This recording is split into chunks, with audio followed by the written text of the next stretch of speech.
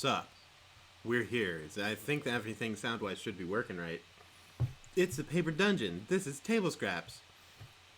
I'm Aaron. I'm a player. I'm joined by my lovely guests today, also players on the Paper Dungeon, a game that we play on Mondays with Dungeons & Dragons 5th Edition, Lydia and Drew. If you don't know us, what are you doing? Hi. Silly gooses.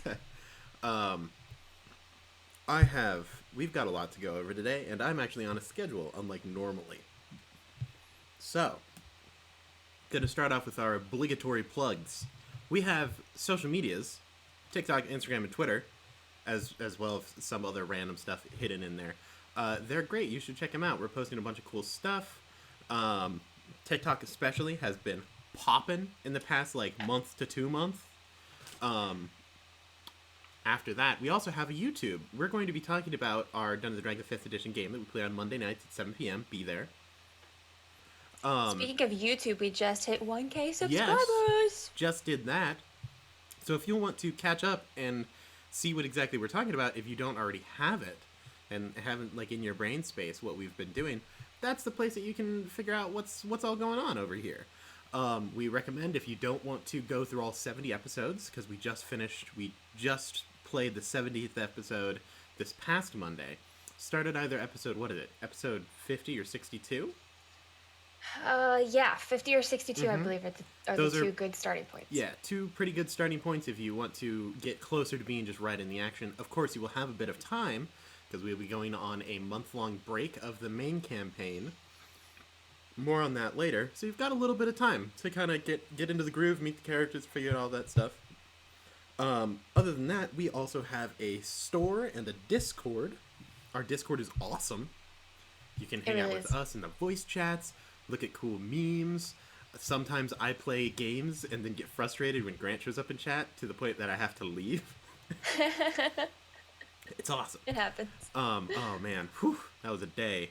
But yeah, be in the Discord. It's awesome. You get to know a whole bunch of things ahead of time, get to talk to other people who are watching the show. There's watch parties. There's a bunch of cool stuff. Other than that, the store. We have a store where you can buy merch like this. Whoop whoop. And Lydia has a store where you can buy merch like this. If you don't know, this shirt that says Camp Cryptid, that's what we're going to be doing during this next month. We're going to have pre-recorded episodes. Well, they're already pre-recorded. We've already done that. We're not going to pre-record them. We finished it last night. Oh yeah, man, it was a time. But yeah, and so you can buy her cool merch. You can commission art from her. It's really awesome. You should do it.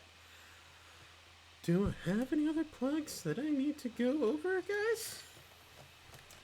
Thank you for the cheers, Hensgate, for the 1,000 bits. Thank you, Hensgate. Anyway, let's get into what exactly happened to this last episode for a little bit of context as for what is going on. Our group has been dealing with a city named Athala for pretty much, not pretty much, it's literally the entire show. Athala has been kind of a centerpiece. And it was taken over by real bad people. Real bad guys, undead people, and things that are not good. And our job was to take back the city and root out the evil and all that kind of stuff. This last fight was the getting rid of the, big boss of Athala. Pretty much the first 3/4 of the episode was combat. And some stuff went down. Some things happened. Some not so great things happened. And then we kind of wrapped it up, and then there would be a 3-year time jump over this next month that we will come back to with, for the most part, the same characters. For the most part. For those of you who aren't picking up, a character died. It happened to be mine. That's why I put big sad spoilers alert. And I put it in the title of the episode. Put the title of the episode. It was there. Sorry. Big sad spoilers. You can look at it. It's right there. Okay. It's a big sad spoiler. I died. I want everyone's thoughts on the episode. It's real sad. By the way, I have a sandwich. Oh, I cried so hard. It was really good. But it was real Good sad. for I was really upset. I was lots of excited reasons. because tears bring the views. Tears. Yeah, but it's bring okay because I made you some cry, Aaron. Yeah, you So did. it goes even. We'll get to that. Although oddly enough, I did not cry. Happens, I guess. You just leaked oil. You just leaked oil. I didn't even do that. I really, really enjoyed it. I really enjoyed the combat. I really enjoyed how everything played out. It felt like the perfect closing that we needed for this before going on to the break. I agree. Hold on, guys, wait. I just now realized. Has this just all been arc 1? Yeah, one big long arc. Like Noah. Because I'm so sorry, Lydia. I'm totally interrupting you. I just Okay, had I'm this used to it. thought, right? I just had this thought. So obviously the first arc kind of was Melancina. That was all of us agreed. That was an like, accident. That was Yeah, an that wasn't intended supposed to by That was like DJ. a prelude. It wasn't supposed to be as big a thing as it was. Okay, so Prazius is our first arc, right? Who we deal with, and then the immediate next thing we do is go to the coast where we go get a ship to try and figure out where an undead army is coming from, which is being used by the same person we just took care of in the third arc, who also happened to be Prazius' boss. So really, it's just one big arc. Yeah. It's like a big arc with little arcs within it. With little arcs, exactly. It's like a comb. It's like a story. It's like a double rainbow. You know, like how a story works. Oh, okay, I mean, but sometimes you have back-to-back arcs that are fairly unrelated. Completely different. I don't believe it. Yeah, Anyway, no. Lydia, you are speaking. Yeah. Go on. Yeah, do we want to go piece by piece? Can I just dive into Tarak dying? What do we want to do? If you want to, so piece by piece is kind of hard because it was all pretty much one big piece. Right. Okay, I'm just gonna go into Tarak dying. So, dude, ow! The thing that I was talking with, I think I was either in the group Discord voice chat, or it was To your grandma. possibly, but it was I was talking about how I was frustrated because I wasn't frustrated. I wasn't angry that Tarak died. I felt like it was such a peaceful death. First of all, it was so peaceful and it felt right. It was not right that Tarak died, but the way everything played out felt like it played out so right. And then it just being so peaceful, overall, just fit Tarak really well because Tarak is our peace guy, our gentle giant, and so it just felt like that perfect closing to his story. Yeah, that was my thought. I cried really, really hard. It made me really freaking sad. I missed Tarak already. So to explain how, yeah, that's a good. how we should probably Track give died. context of Yeah, that. I just realized A I'm little like, oh shoot, there's potentially someone who is in here, and they're like, I'm down for the spoilers. Now I know that Track died. How did that happen? Edward actually died. Spoiler. But It's in the title show. Joke. I know. I was being Aaron. How Aaron was with me. you ever be able to see a piece of food in your beard, but then you can't find it? Lydia, I know that No. you have this problem. No. I know that so well. Yeah, of course. Lydia and I know that problem so well with our huge illustrious. Oh yeah, absolutely. beards, I you could know? never compare. So anyway, Edward gets yeeted by this wizard. Yeah. Edward gets target spotted. Yeet. Mm-hmm. And so he's dead, and then in a kind of a last ditch effort, well, he's unconscious. Then the BBG absolutely. That was so kills him. aggressive. I'm sorry, I had to sneeze, and I That had was a like you sandwich in one hand. screamed it. I had a sandwich in my Yeah, hand how that do makes you the sneeze sneeze? bigger. Normally?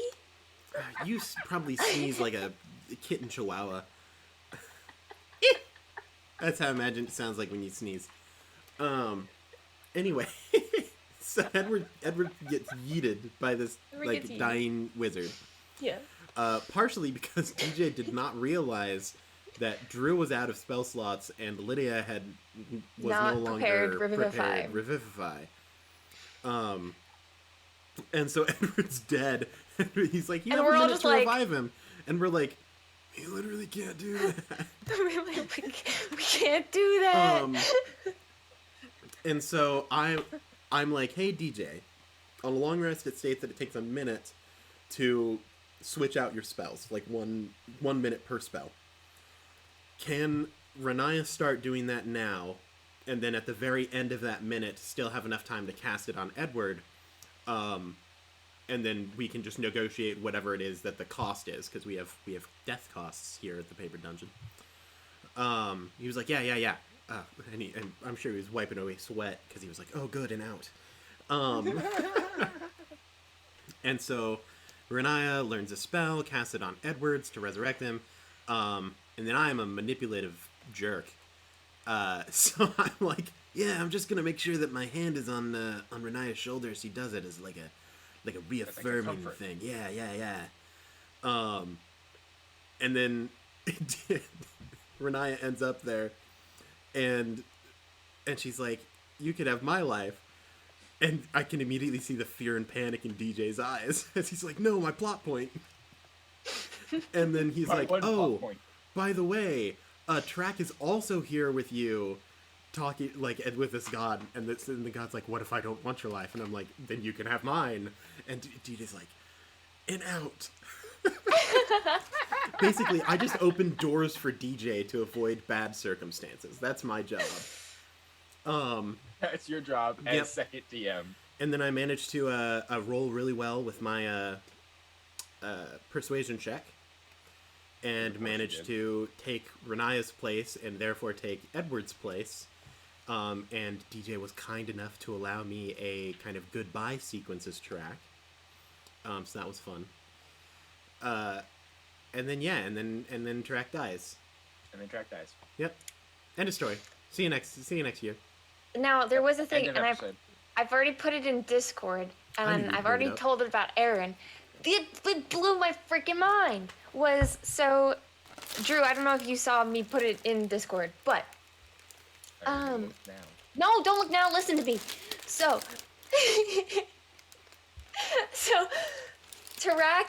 to get that last blow on Funny Face or Big Bad, Funny face.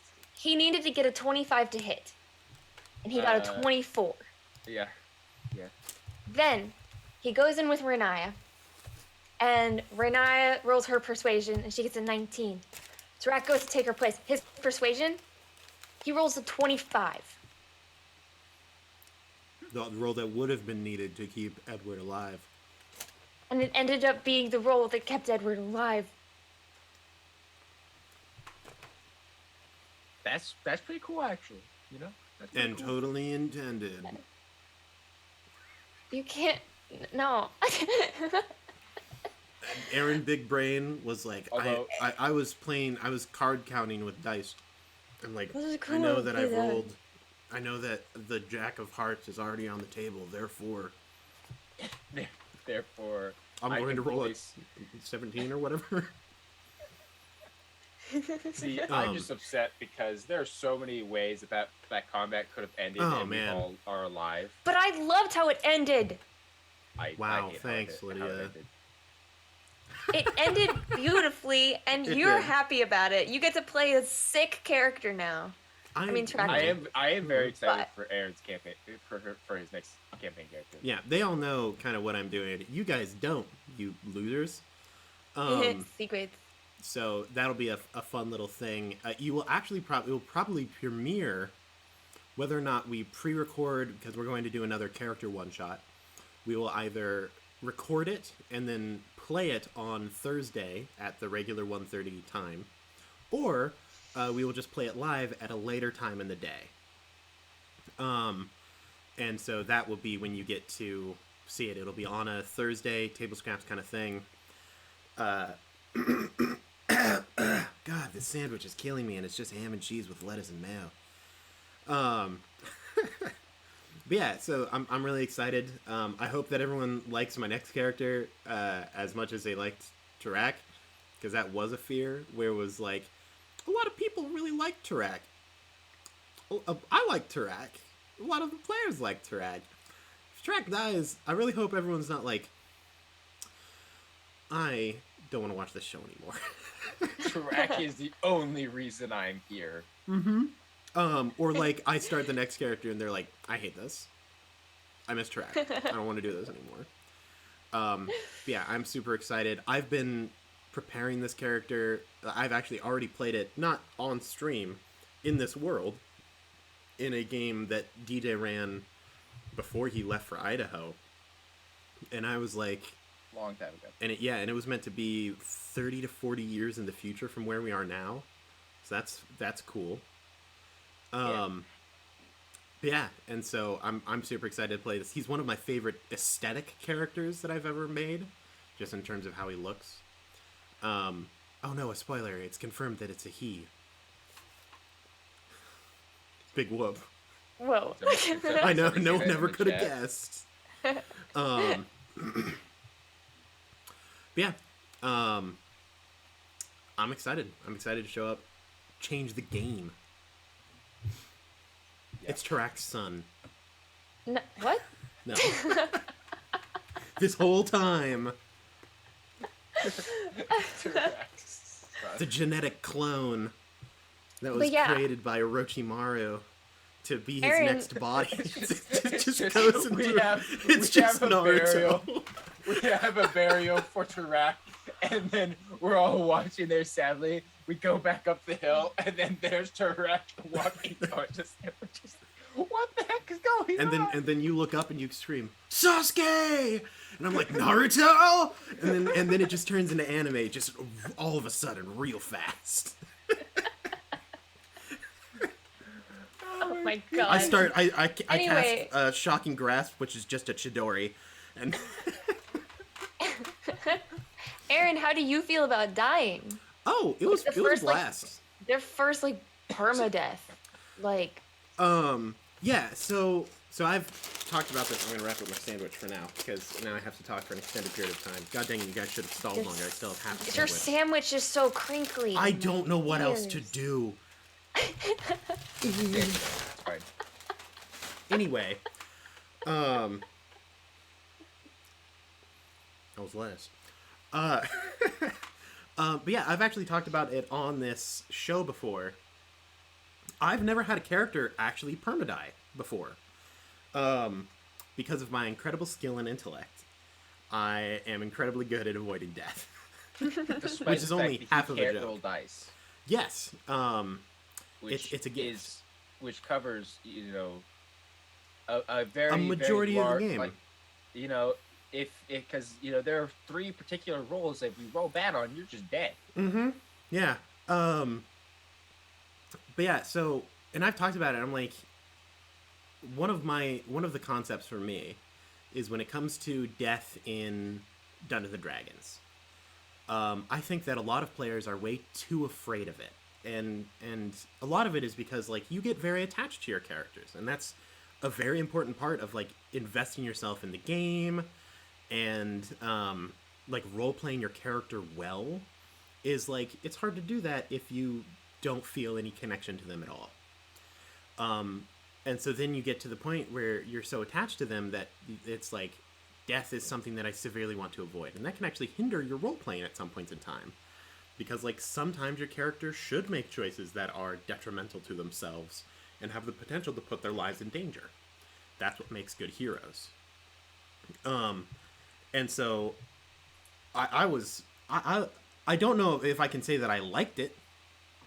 If I liked, like, dying or anything, but I think that it's good for the story. I think that it's good play.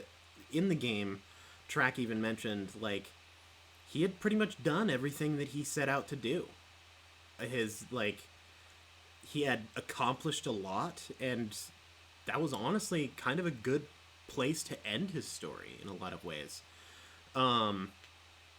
He had returned the gloves, like he had in a way returned his mentor's body to someone who could correctly bury it or do whatever their ritual is. He had in a lot of ways liberated his people and taught them that there are different things that they could be doing, and he had met good people that he got to talk to and travel the world with and learn a bunch of things.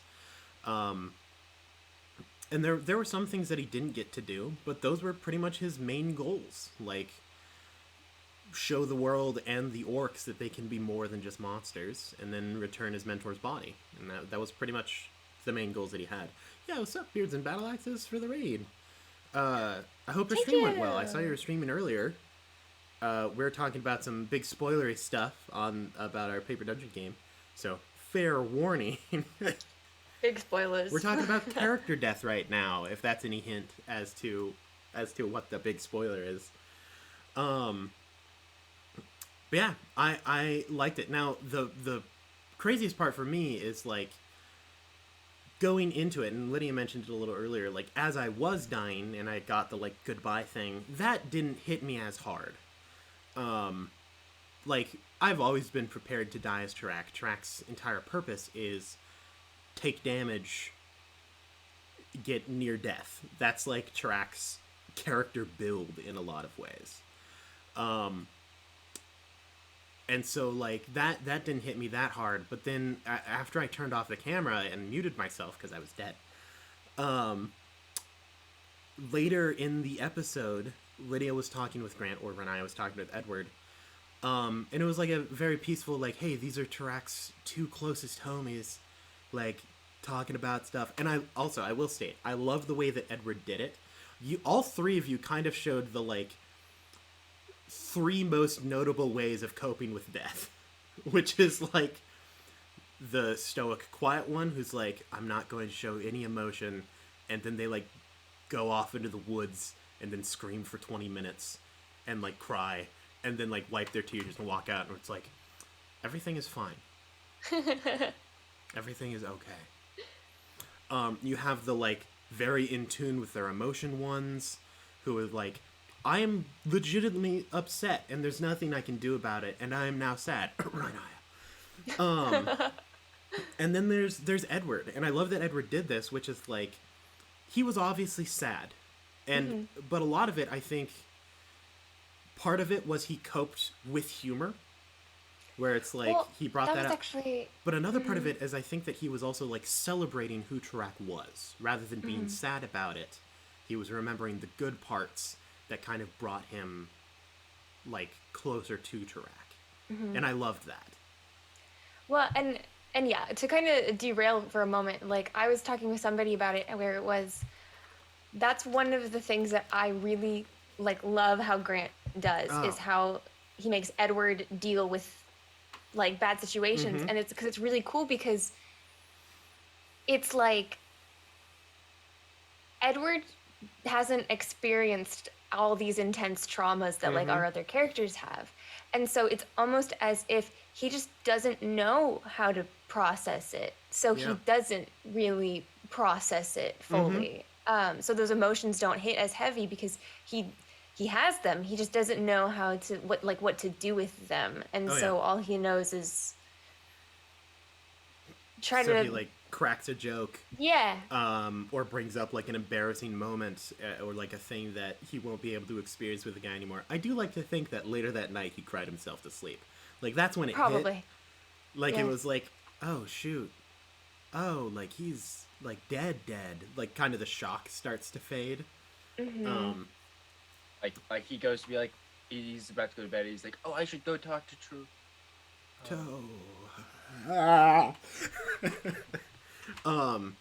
But what got me is during that conversation between you and Edward, and it's about to get heavy, gang. So I had the camera off, I had my mic muted. I think I was in the voice chat on the Discord. I showed up immediately after I died, and I was like, So guys, how's the stream going? They're like, shut up. I hate you. But then Renaya said, like, I already really miss him. And I was like sitting there, I was like eating food. And like it was not a oh shoot, that makes me sad moment. But it's like somewhere deep in the core of my being, they were like, release the tear ducts. And that murdered me. 'Cause like this is where it gets deep. Like my life growing up, I have like a lot of issues with like abandonment and like being left alone. And so I don't know if up until that point I had ever heard like someone say that they missed me. And so like I was just sitting there, I'm like, what is happening? What is this water leaking out of my eyes? And that just about killed me. That was rough. So then I'm just sitting there sadly eating like my steak and potatoes. Just like to imagine, you're not trying to wipe the tears or anything. They're just coming down your face, and you're still just. I don't know what I'm eating supposed to do in this situation. I haven't cried in like 10 years. I haven't cried since I was born. And then I cried once, and never again. But yeah, that was tough. But yeah, and so I loved what like how you guys dealt with your like close comrade Tarak dying and stuff like that. I thought you did a very, very excellent job. Also got TJ was like, Aaron, I don't understand how you managed to die and then still get everything that you wanted. 'Cause like I still got to do like a little last bit of Tarak, or like Orcish lore and stuff like that, because we got to do the Orcish burial, and I had a lot of fun. It had been a long time since I had said that. That actually, we actually got to see that same kind of thing happen way early, when we buried the dragon guy. Terracolmos. Yeah, Terracolmos. Oh my god. Terracolmos. No. I was... It's oh my the same goodness. ocean. Canonically, I Same was ocean. the god of dragons for a little bit in this campaign. King of Dragons. King of Move Dragons, on. good enough. But yeah, so that was fun. I still get to build my house. Because I was Yeah. like, Yeah, I was like, you take still- these Yeah. schematics, and they're like a bunch of crudely drawn squares and circles. But yeah, and so that was fun. I got pretty much everything. I'm glad that that it ended the way that it did. As you said, Lydia, I thought that it was a very good end for Tarak. With like it was peaceful and calm, and it wasn't like he died through violence. He died through self-sacrifice, which is very much how. It was very fitting. Yeah, how Tarak was like always kind of meant to go. And it was like he wasn't just saving Edward, but he was also saving like yeah. Renaya. And it was like he was protecting his Oathkeeper, and he was protecting his basically like protege kind of deal. Oh yeah. His Vadir. Yeah. Yeah, so that was a blast. Now I get to show up with a new character. I'm so excited for art.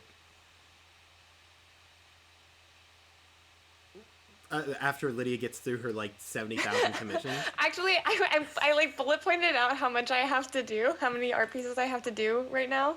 Do you want to know 30. the number? That's your guess? Sure.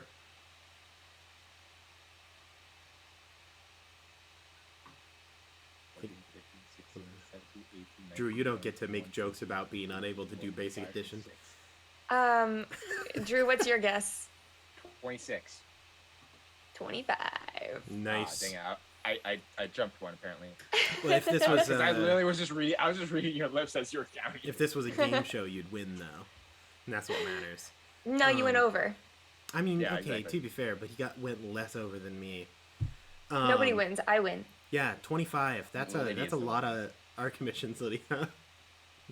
Like, Yeah, well, several of them, well, they're actually like groups. A lot of them are like that's still a group big number, things. Lydia. I know, but it's fine. Don't worry about it. I got it. am worried about it. I've got time. It's not that I have to have them all done like within the next like week. Only some of them. Oh, that's a very fair thing. We're going to have to update a whole bunch of things for Nightbot and stuff like that because Track's no longer in the party. Mm-hmm. We're gonna have to update so much. We have so much to do. Nightbot has to update. No, we should keep the Track commands. I think that Oh yeah, those are Track's fine. command's gonna stay. But like with it's the just like like the- part like the party composition and commands, things like that, yeah. yeah. Like the cast. We need Aaron's to no erase longer Track playing from history, Track. is what I'm hearing. No. No, Skyrus, we're keeping the intro forever. Lydia cries because she knows it's not true. Yeah, Track is getting the Jared treatment, as far as I'm concerned. No one remembers him. Never going to talk about him again. Sometimes you cry yourself to sleep. That's it. No. No. Oh yeah, we might have to change the emotes too. Fair point, Skyros. No, we're keeping the Tarak emote. So I think it's fair to keep the Track emote. At least until campaign 2, when Yeah. everyone is playing different stuff. Yeah. The Tarak emote is too loved. It's fair. The Track emote is amazing. It's aggressive shaking feral Tarak. We need Like, it forever. Can't be very feral if he's dead. Debatable. Yeah, if it's fair. If I get resurrected as a zombie, that works. Yeah, rest of the episode. I mean, obviously a lot of it was like, how do we deal with Track's stuff? But I would like to draw attention first off to Drew, because you had a bit of a crisis of faith. You did. Cather, that was fun. A little bit bigger than that. Maybe like a little, like a A little bit more. Mm-hmm. Yeah, that was interesting. So some context. So we didn't necessarily mention it during the Track death stuff. So, but as like Tarak and Renaya and Edward were all crying and hugging and stuff like that, Kath in the meantime, he was in the corner, like holding out his holy symbol, and he just wanted to he just wanted to start a conversation with Rorgal, or really any of the 3 death gods. He would have taken anyone at that point. But he just wanted to start a conversation to see, hey, is there a way that we could at least keep Track around a little longer? And he got like the word, like he got down. He got like obvious, and like so like one thing, it's literally I rolled like an 11 on a roll. So, like, Yeah, what are you gonna- got like, left what are on gonna red. do? Like, Yeah, that you got just full sucks. ghosted.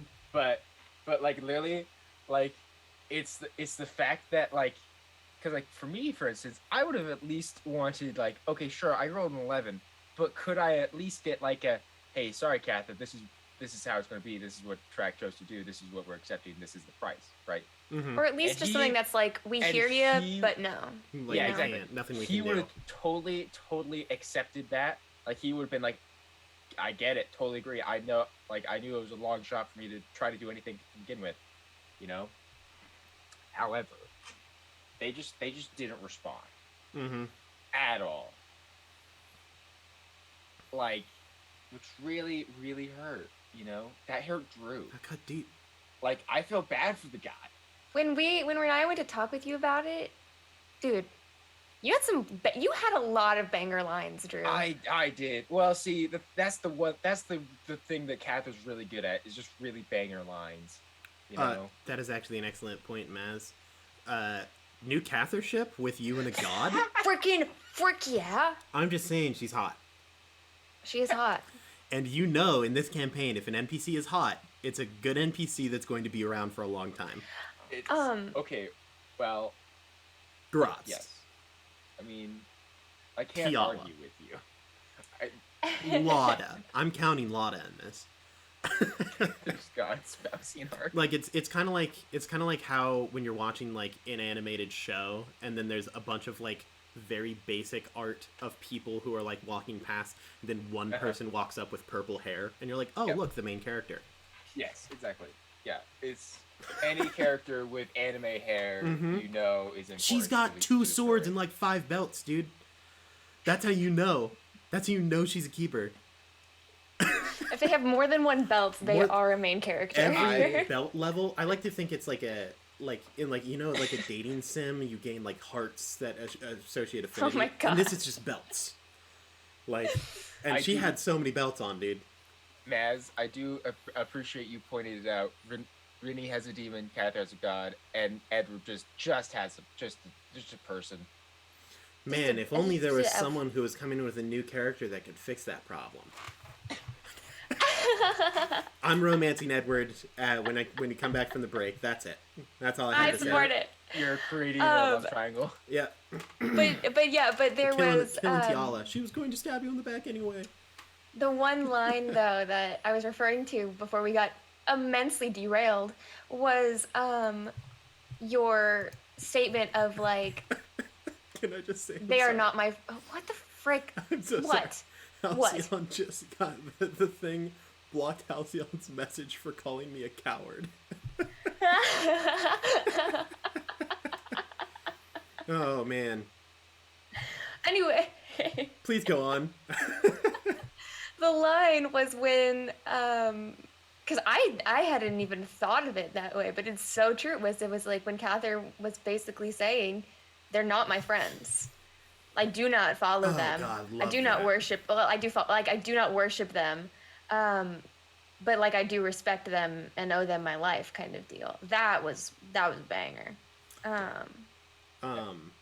Which I do find it amusing that it hasn't come out until now, like how it works, because like we've talked, like Cather's had lots of conversations with party members about his gods, but Mhm. never in that context. They've like nobody's ever asked Cather like, so do you like your gods? Yeah, this 'Cause, was like, ever since the the first beginning of time the that you campaign- like didn't like that. First of all, that you were the aggressor towards your gods, and also did not like defend them when someone else was like, "I don't like these."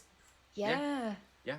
Well, I mean, because again, he's mad. like the context of those conversations, because like at different points it's like, well, I don't like your gods because they did this. It's just like, well, I mean, they are the overseers of fate and destiny. Like that goes both ways, right?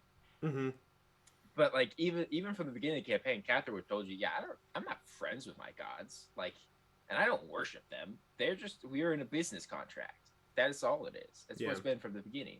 Yeah, It's just this is the first time it's been actually verbalized. yeah, because it was just sick. like when Cather said he was jealous of Renaya because Renaya's gods always answer, and then it was I'm not friends with my gods, and it was like Renaya is. Like, Yeah, that's Renaya's why. like, yo, my homie. Renaya's like, let's go. hey, what's up, Mouse? You good, bro? Like, Yeah, you Cut literally to said that. It's TikTok- like, could you imagine cut to Cather being TikTok like that? of- yeah, Hey, right. 3 gods like, of death, you good, dog? Like, hey, what's bro, poppin'? what's up? Yo, can I you- stop by bro? sometime? yeah, it was just really cool. I had never like made that connection.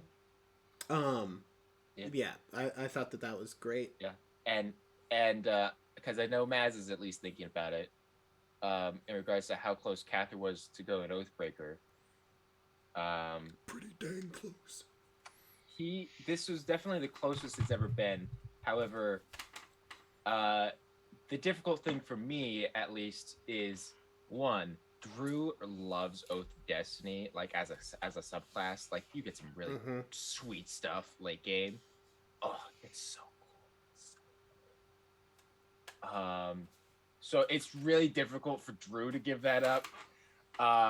And also it's also hard for me to even like it's hard for me even to understand fully like from Cather's perspective just how important the gods of fate and death are, because I mean, like he said in the session, like he should not be there. Mm-hmm. He should have died 10 years ago. Like, and he doesn't take that lightly, you know. That's a big deal, you know, because especially because like even in these past 10 years, there's a lot that he's done. and so it's a pretty big deal that he's still around. So it would take multiple events like this for him to like go Oathbreaker or some, or turn against the gods of death or whatever, right? Like it would take probably at least 2 to 3 more events like this where they just straight up disrespect Cather. In his own house. For him to turn against them. What he would do instead of being Oath of Destiny, I'm not sure. Because if it is possible to turn against the gods of death but still be Oath of Destiny, I would go for that. I'm just saying, I think you can. I think you can too. A paladin's power is not subject to a god's whim. Yes. However, when I talked to DJ about it, he seemed a little bit in opposition of the idea that Cather would still be a paladin of fate. I think the context of that is like, well, you can have, like, for instance, paladin of vengeance. You can have multiple paladin of vengeance. You can't have more than one paladin of fate. It's like a very specific. It's very, very the way it's been customized for the world. Yeah, that makes sense. Yeah. I think that it would be fine though, because it's like you're still because your whole thing is like the gods entrust you to guide the world on the correct path, right? Right. Yeah. You're still doing that. It's just that you don't believe that the correct path is what those gods want. Mm-hmm. Which is that's not breaking any rules as far as I'm concerned. Yeah. We'll see what happens. I mean, because this also might not ever come up again. So and Tarak, that's what Tarak told you to do too. Is like, I don't know if you are this like in control of fate or destiny, but if you are, guide it with your own hands in the right way. Mm-hmm. Like also, that does remind me. Actually, another reason why Cather didn't like take Idrisil's offer right away, because I considered, I'm like, this would make this already like banger episode like go off the deep end, like it would blow up. But I thought to myself, it's like, well, and then this little voice in the back of my head, known as Tarak, it was like, hey, don't do anything stupid. Just like, maybe we'll save this for another day. We'll put a pin in that one. Well, and I think him denying it just stated, one, how strong of a will Cather has. Oh, yeah. And then two, just how much of a hold these gods have on Cather. Mm-hmm. Yeah. Like, for them to just straight out disrespect him like that, and him still be like, I don't really have a choice, though. Like, I am, like, indebted to them until they tell me otherwise. Let's not disregard the fact that those same gods were the ones who were like, hey, if you think that Renaya is at any point in time going to do anything crazy, you should just kill her, because we don't want to have to do any work. Yeah. Hence why Renaya's like, yeah. Is that I don't fate? like your gods. Is that destiny? Like, well, we really don't want to have to deal with the whole blood war situation. So if you think that that's going to pop up, change fate so that way we don't have to do our jobs. What scumbags? Excuse me? Just kill an innocent person because we don't want to do anything. I like to imagine that's mainly Ozulok's idea, Oh, no, but the other two had to agree on this. Oh, no, they agreed, but it was his idea, Yeah, one of them was like... they're just like, well, okay, sure. Yeah, they were like, guys, I don't want to do any work. And they were like, yeah, we'll let you get away with it. It's just one innocent person's lives. Bystanders are just as guilty, Drew. I'm not saying they aren't. So I think this should be a second strike. Okay, that's fair. This is strike 2. That's fair. I don't think baseball exists in this world, but we're gonna make it. Cather is making baseball. Absolutely. First of all, Cather would crush. Cather would crush. Oh, straight absolutely. Up. He would be like a Sosa before and after steroids.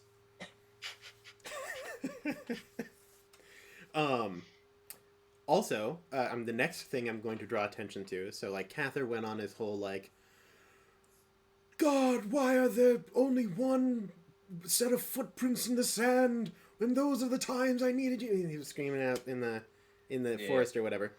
Yeah. And then, meanwhile, Renaya is out hanging out with her boyfriend who just murdered like some random like enemy. That was a little bit after. That wasn't the same time. It wasn't the same time, but it happened. It happened. It did happen. Talk about that. Explain. So, further. like, first of all, I felt really bad because I felt like I was role-playing too much at the end. Because I had just... What else were we going to do? Well, I had just... Edward and I were just going to cry, so... I had just did, like, a scene with, like, Malice, and then I went to have a conversation with Cather, and then I'm sitting there because, like, I had met with DJ to kind of talk over some of the stuff that happens over the time break a little while ago. Mm-hmm.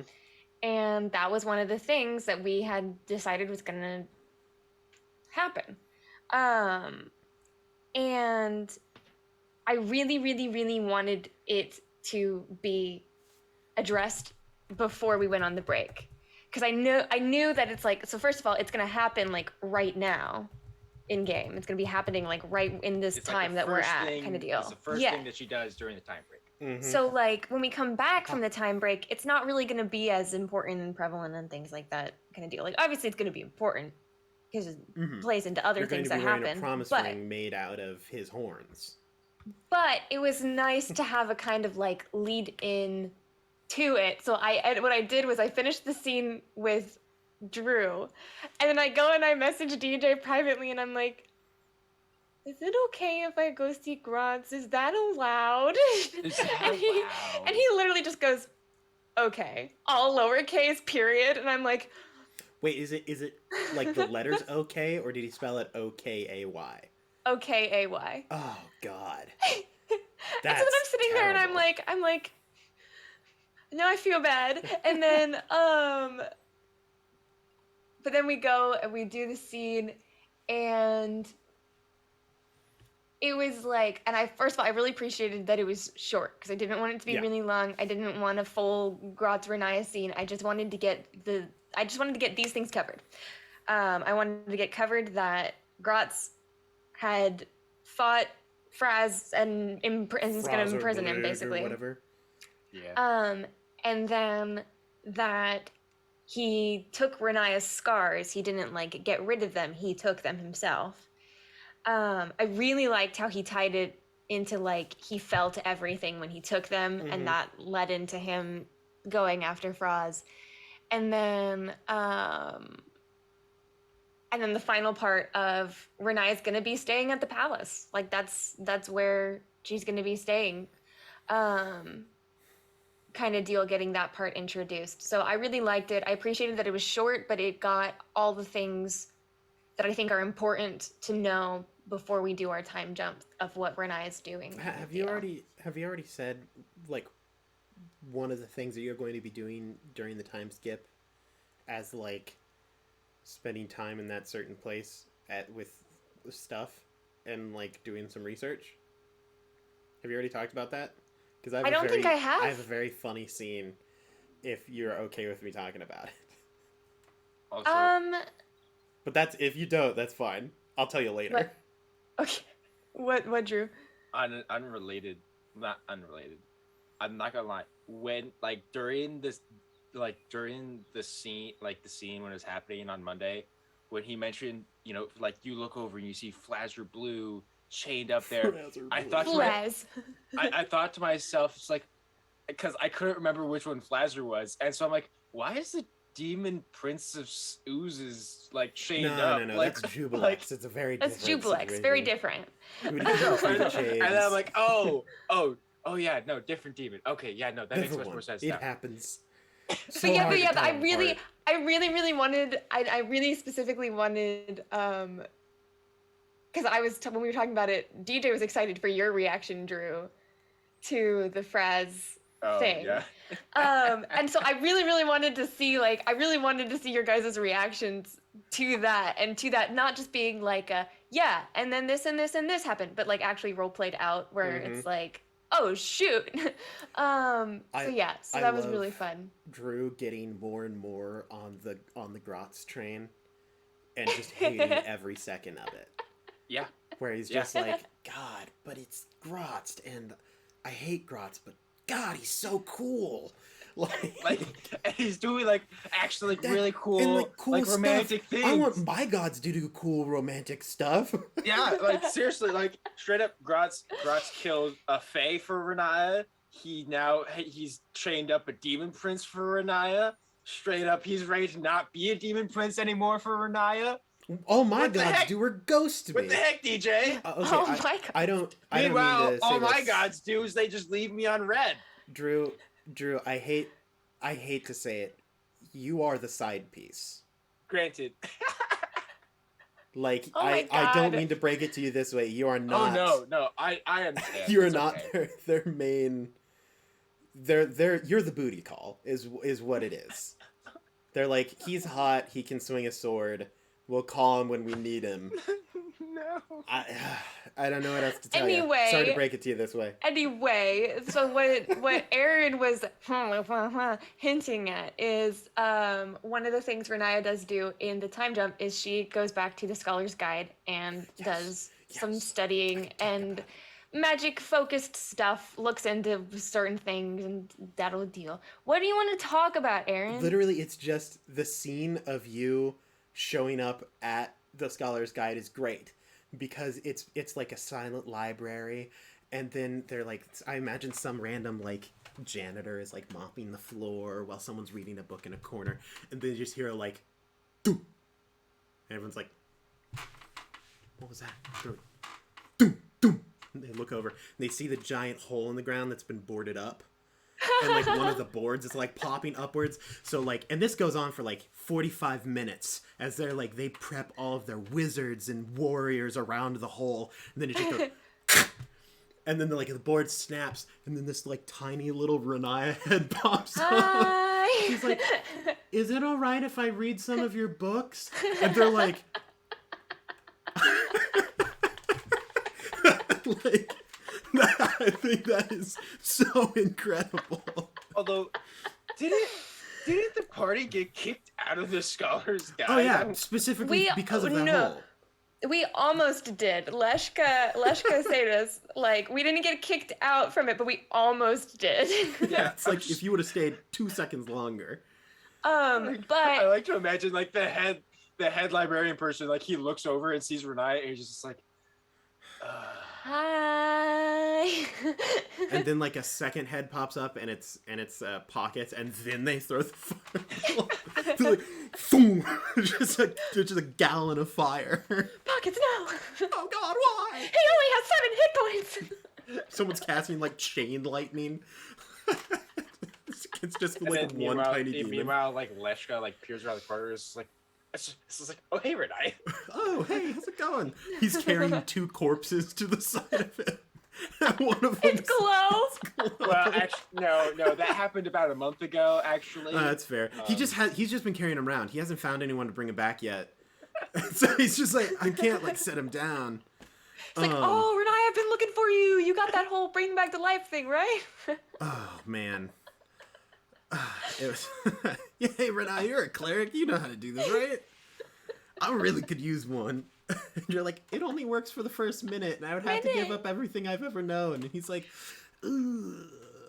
Not for these people. They haven't died before. Oh, that's fair. Well, technically, Glow has. Yeah, that's right. Glow, but she was a zombie, so you don't need to fully bring her back to life. You just need a necromancer is what you need. Actually, well, yeah, exactly. You just need to bring back the mushrooms. Yeah, exactly. So just a really good gardener.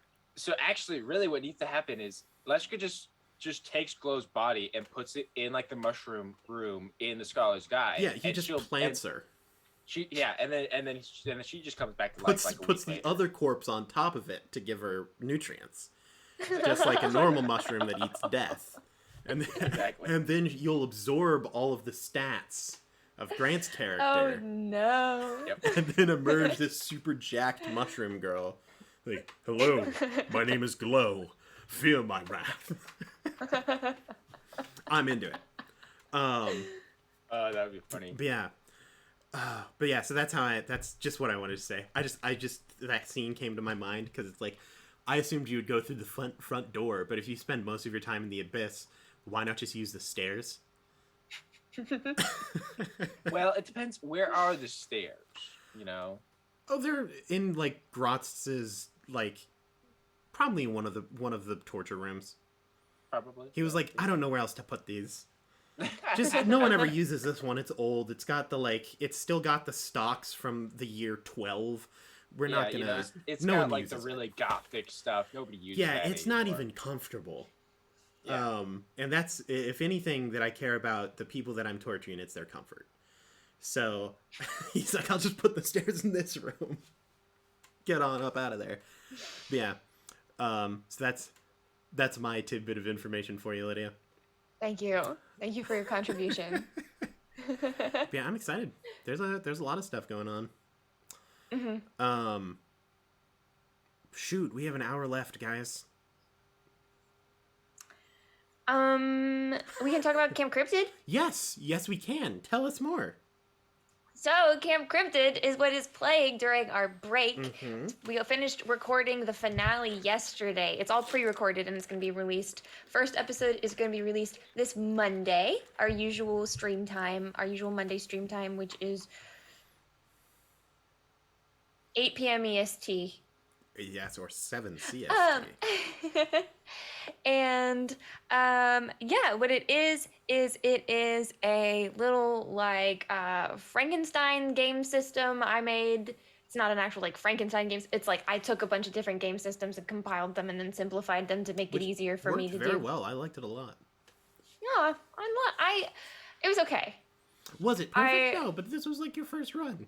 That's true. It could be refined, but like it's pretty dang good for just being like a starter like rules light system. I don't know what you're holding. You're red. I just found this in my pocket. Anyway, and then Camp Cryptid is about this summer camp for cryptid kids. And there's a mystery that unfolds with our players playing cryptid kids. And it was fun. It was a really fun time. I had a blast. Join in Monday to watch it. What did you guys think? The last episode that we recorded last night. The finale. First of all, I had an absolute blast throughout all of it. But that last episode, that one sent me. I got to do stuff in that. You know what I'm talking about. I love acting like that. Bro, I'm just saying, I was right. I was wholly in the right here. When it gets to the finale for you guys, you'll be sitting there and you'll go, oh my god, Aaron is absolutely correct. And that's the only conclusion that you'll make. Yeah, I had a ton of fun. I play just an absolute punk, and Drew plays my antithesis, the nicest possible creature. Drew's character is the cutest thing in the world. I'm so excited. And I hated it. It's absolutely precious. Yeah. I mean, guys, like you know, I had to play something that was different than Cather because I needed a break from Cather. Yeah. Oh man, but yeah. Lydia also, as always, did all the art for it, and like she's also going to be the one editing the videos and things. Grant is hopefully making the music, assuming that is a thing. Grant, if you're listening, get on that. Get going, bud. But yeah, I think it'll be super, super awesome. I absolutely loved it. And as I said, like, I'm a stickler for rules, and I think that the system that you devised was like pretty dang good for like what I would consider to either be the alpha or beta version of it. Because this is like when you're running like test stuff. Right. I think it's really, really well done.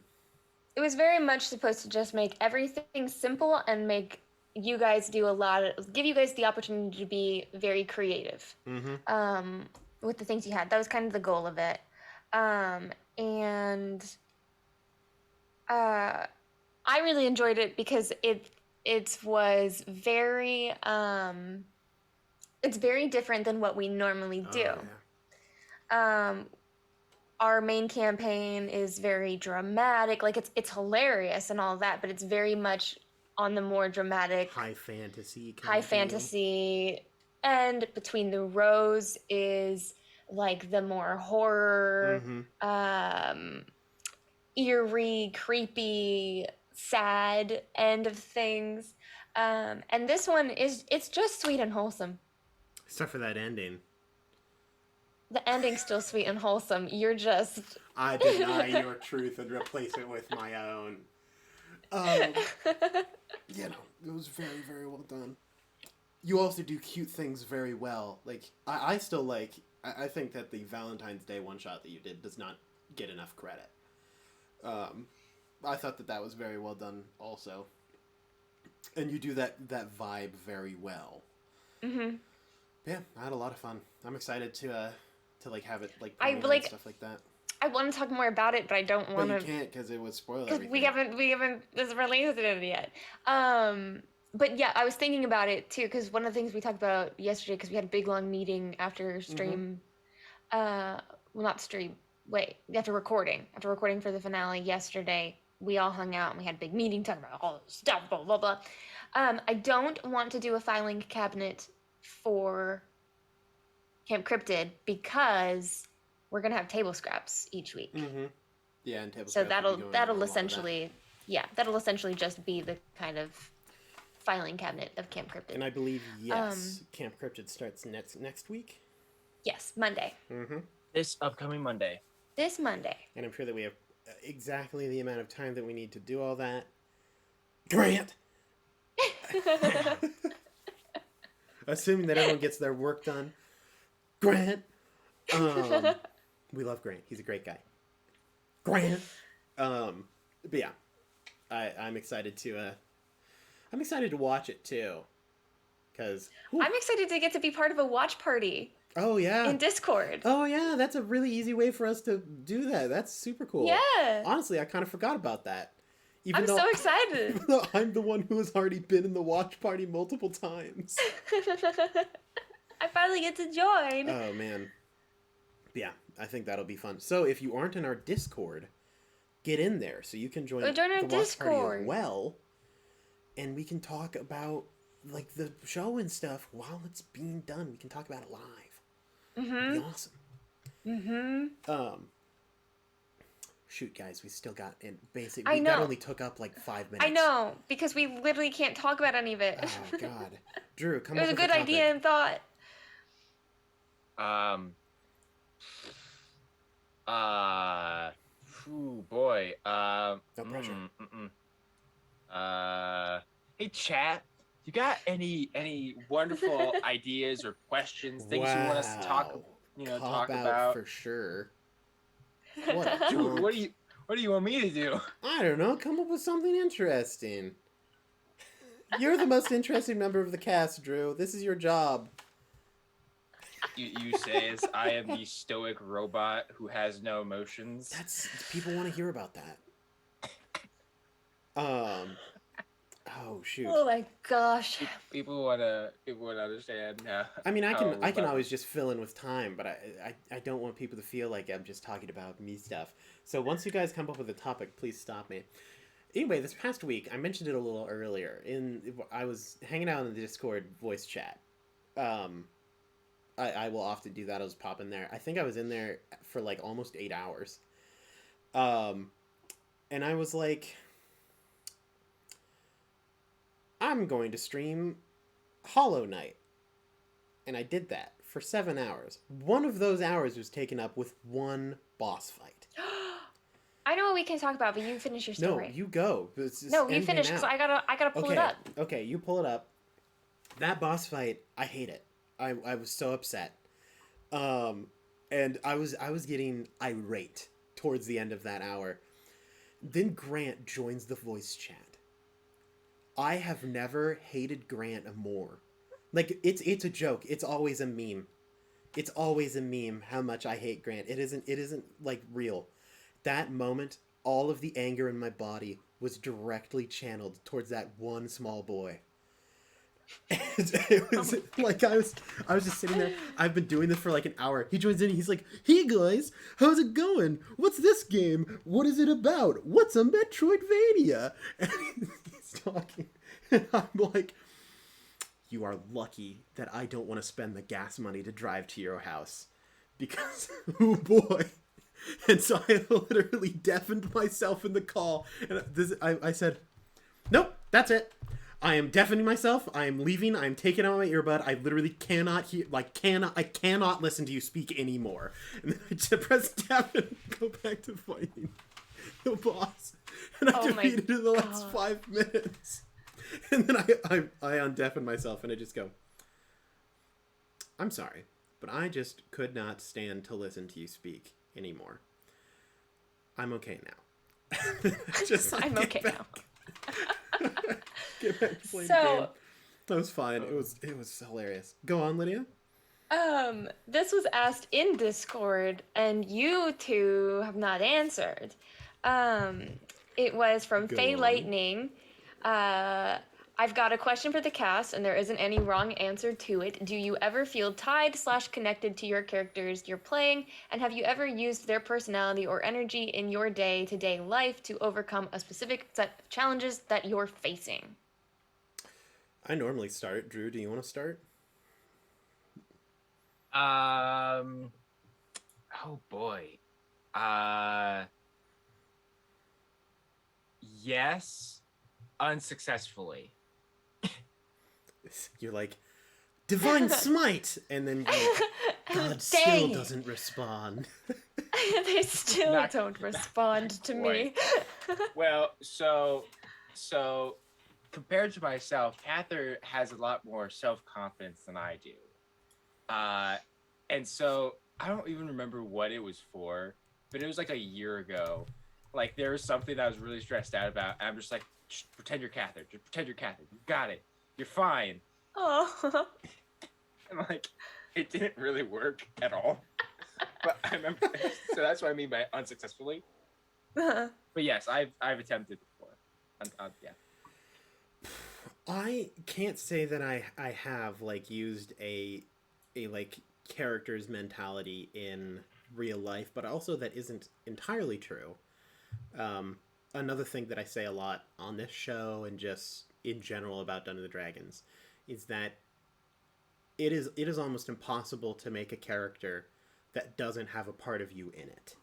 Right. And so like, and Tarak, I put a lot more of me into Tarak than I do for a lot of characters.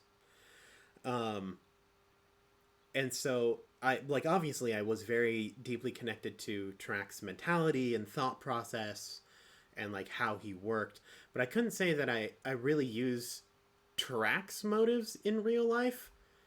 But at the same time I do, because a lot of Tarak's motives are my motives anyway.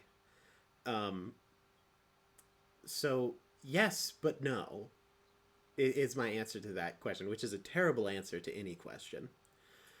But yeah, well, that's pretty much it. Yeah, so there you go. Aaron and I's answer: yes and no. Yeah. What about you, Lydia? I know that you probably answered it in the Discord, but I did. Mine is, it's less that I kind of use Renaya's mindset in everyday life, but it's more that like Renaya has a lot of stuff intentionally or unintentional, a lot unintentionally tied to me. Mm-hmm. And so in having Renaya go through certain things and work through certain things and grow, and also like just the challenge of being the player and trying to figure out, okay, how do I help my character become more epic? Like, how do I continue their story kind of deal, has also helped me process a lot of the stuff that like of me that I put into Renaya. Because I think one of the things I said in the Discord was Renaya is my biggest flaws amplified while simultaneously like everything I want to be. And so it's like yes and no. So as a average answer to your question, it's less I use Renaya and more Renaya uses me. yeah, I feel that much in the same way as well. Yeah, it's like Yeah.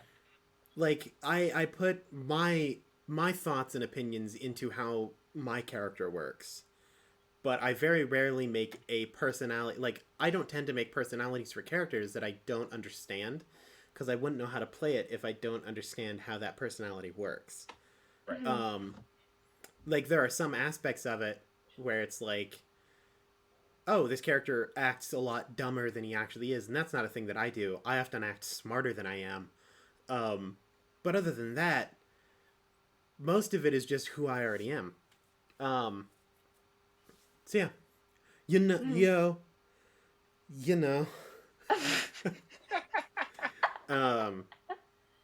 Well, that took up a good 10 minutes of time. Well, I have another thing too, because Yes, keep going. I noticed Keep it. going. I got to scroll back and find it. It was from my mom. My mom left a comment. Yes. Oh yeah. Well, is it in the Discord, or because I thought I saw. It was in chat. Yeah, I remember seeing it. I acknowledged it with my mind, but I didn't actually say anything. Where is it? Where is it? Also, shout out to Lydia's family who shows up in chat. You guys are great. Sup Tina, sup Grandma K. How I have elected to refer to you as.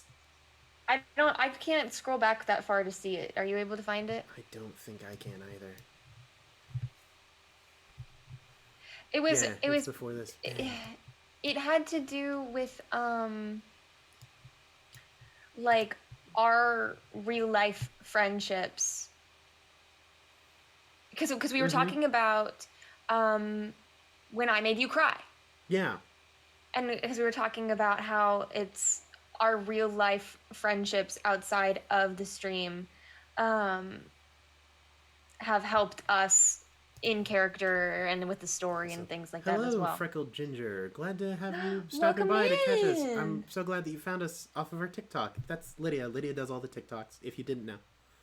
I is the TikTok person. Yes, this is a very important statement, because sometimes, like Lydia's mentioned it before, she's like, do you think that they think that DJ is the one who does this? It's not. It's Lydia. Okay, Lydia is the one. For context. So, one of our most recent TikToks was Gratz and Renaya I love you confession. Oh man, loved that. And it was so like much. it was like a 3-part thing, blah blah blah blah. But basically, DJ has been getting comments out the wazoo of people being like, Dog, people swoon. are down bad for DJ. For real. Oh my god. And there was one comment in particular. I'm not going to bring it up here. I don't want to talk about it here. But there's one comment in particular. And where was I going with this? Where were we going with this? Well, DJ stands. That's where we're going with DJ stands. No, there was somewhere I was going with this. Well, it was with that people comment. think that DJ is the one who does the TikTok. Oh yeah, the way it was worded was it was like they were talking directly to DJ. And the thing is I run the TikTok. Well, so okay, I'm gonna actually give some. So they literally were like in the comment were like swooning over DJ, and we're talking about just editing me out of the clip. Like my part of the story, like just taking me out of it. And they were but they were saying it and wording it like they were talking to DJ. And I'm like, do they know that they're talking to me? Like, DJ doesn't even watch these. DJ doesn't come on here. Yeah, no. Also, just as a general, this is a general statement. The TikToks and the content that we produce, that is us playing D&D, we are playing characters. Yes. They're not us. No.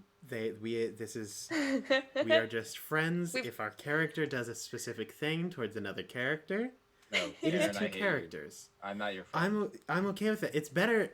I would rather if people thought that the times that we argued, they're like, are they arguing in real life?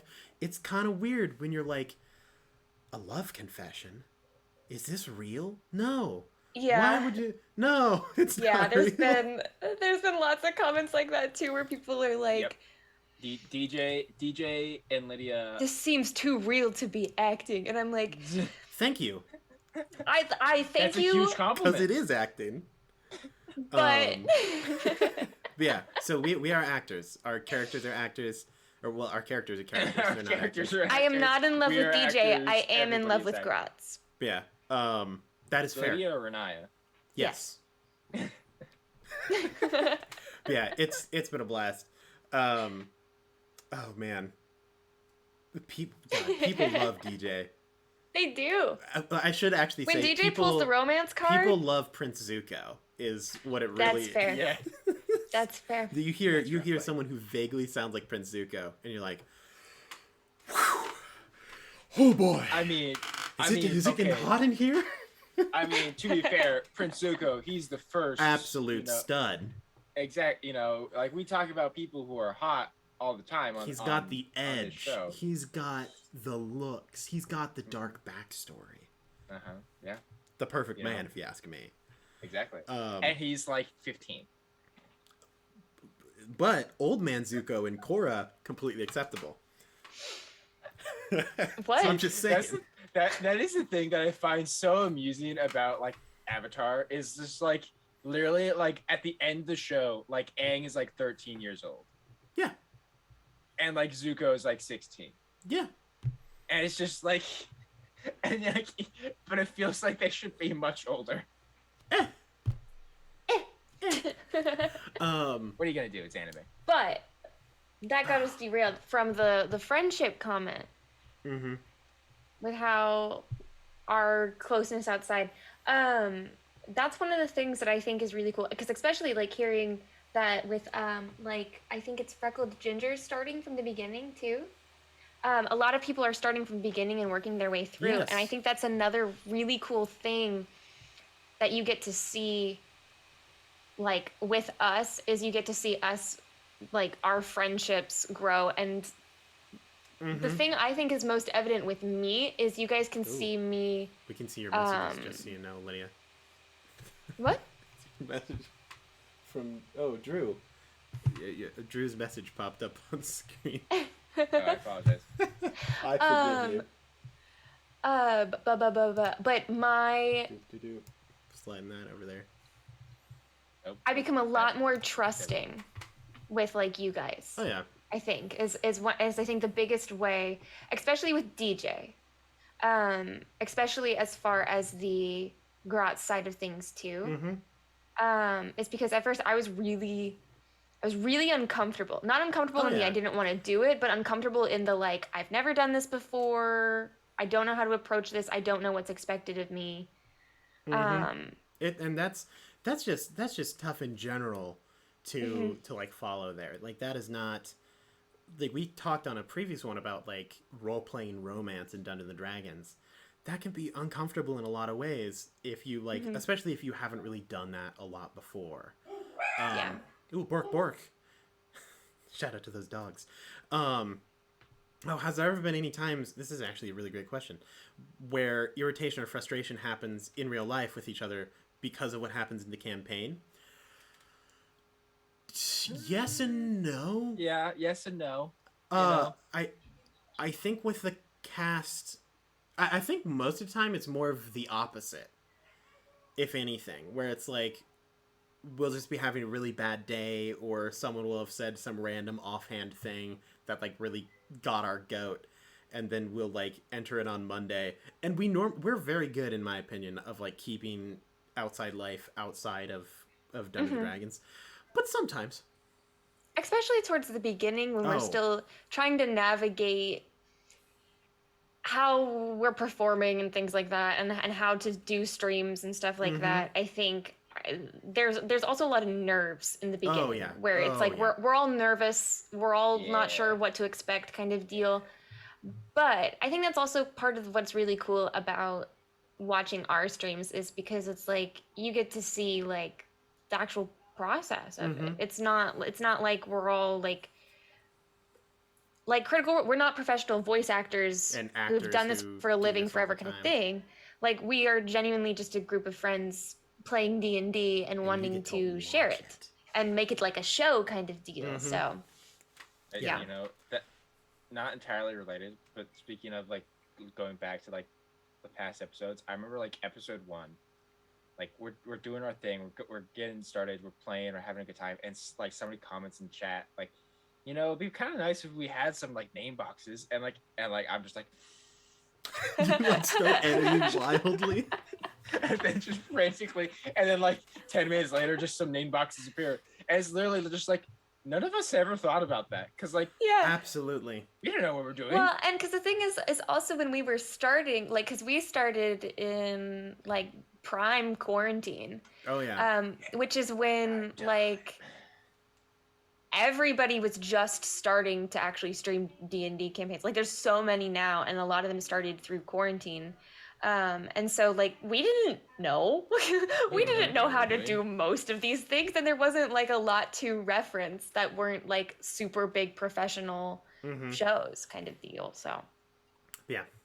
I'm also it's really good to hear people who are starting from like the early episodes and really enjoy it. Like I was hanging out with Grant, and he really wanted Starbucks, and the only Starbucks we have is in the middle of a Target, which is also conveniently the place that I work. And so we go there, and I know that one of my coworkers watches us, but he's super early in the episodes. I think he said he was on episode 11. And Grant is his favorite cast member. He like Edward is his favorite character, and so I'm like walking through Target with Grant. He has this little. He's like, I really want to go see if they have tea tumblers, because he's Grant and he's a hipster. And so we're going on, and the person walks by me, and he's like, "Oh, hey, Aaron," and I'm like, "Oh, yo, Grant, this is the one who watches the show," and the guy like turns around, and he's like, "Yeah, I really love it. It's on episode 11," and like, Grant, just saying, main character energy, love you. It's so fun to watch Edward do stuff, and Grant was like, "That was awesome." Also, 100% correct. Edward, by far, main character. Well, you see, that's why Crack had to go. Oh yeah. Yeah. You can't let them look, and then it proved It's the tragic loss of the mentor. Absolutely, you know, and it proved that Edward was the main character when he quoted the intro. He quoted the intro, Which means that Edward is the one that solidified it. Edward is the one who came up with that intro. Edward is the main character. Edward's the main character. I don't know what else to say. But yeah, we love hearing. I believe Skaros, you also like talked to us a lot about like what was going on in the like early episodes, and it's like we especially like constructive criticism as well. Like, we are not perfect, and we know that. And most of us, anytime that someone's like, "Yeah, we're just starting. We're on like episode 3," we're really all sorry. of us cringe. We're like, "Oh God, please just hang in there. Please just get through it. Push through it. Please push through it. Gets better. We promise." And That's literally all of us. Every single time they're like, no, I love it, and I'm like, but like, you're going to hit episode 30, and you're going to look back and be like, why did I ever like that? I'd say by episode 10 is when it starts to actually. We start to do stuff. We do hit a soap opera level, where we plateau as a soap opera for like we do. a strong 5 to 10 episodes. Yeah, that was. We'll see. It's like the first 5 episodes was a soap opera. Oh like, man! Because like all of us are like, for whatever reason, we're all sharing the same brain cell of like just heavy role play, like heavy. Every second gets role played for some reason. Mm-hmm. Now, and then we just got tired of it. The role play was fun and great. Oh, yeah. However, role play is not why we're all here. Mm-hmm. Yeah, it's we want to just have. It's a show. We've got stuff to do and plot to progress. To do. We got We got dice to roll. We got a game to play. We're trying to find a lost kid. We got a plot to progress. Also, excellent question from Maz. If you could redo one arc from the campaign, which arc would you choose and why? Pirate arc. Honestly, I'm okay with the pirate arc. The one I think I'd want to redo, is I'd want to redo that one Your intro time. episode. Your intro. I'm so upset. The whole campaign. I would actually, but I liked that. That's how we started it. I like that we started it that way. I'd want to change the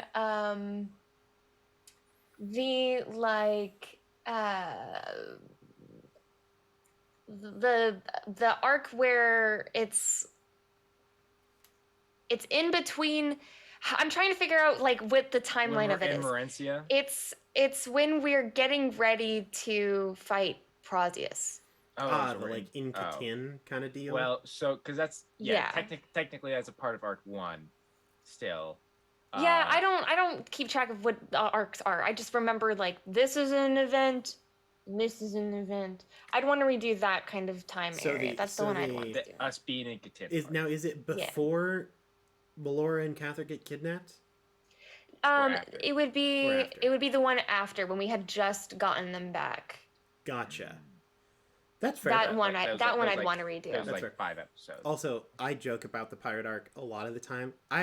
I thought it was pretty fine. Like, it certainly wasn't like the best possible arc. I think it is probably our worst arc, but I didn't actually think it was that bad.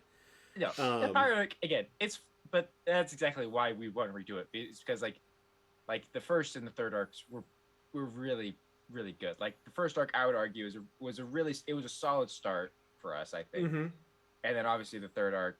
Mm-hmm. I think the fact that we've blown up, I say blown up, we've blown up for our scales. In regards to like literally in the course of the final arc, we've gained like so many new people, and it's like our community has like fully like kind of begun to blossom and like become its own thing. Mm-hmm. And that has all happened within the past like 20 episodes. Mm-hmm. Now we're getting money. Yeah. Well, and I think it's also really cool too, because we've gotten a lot more closer with the people who watch our show, and that I think has also helped us a lot, because we know who's watching, and we know that like, and it's almost like an extra energy boost, because it's like.